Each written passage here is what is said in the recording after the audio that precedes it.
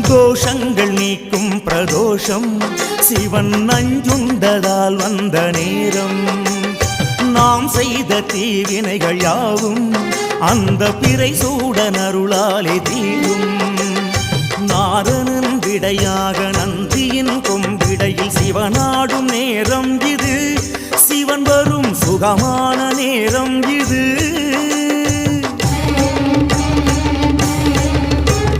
கருணாகரன் சுத்த சிவமானவன் கருணை பொழிகின்ற நேரம் இது.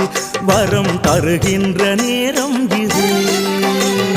நந்தீஸ்வரா அய நந்தீஸ்வரா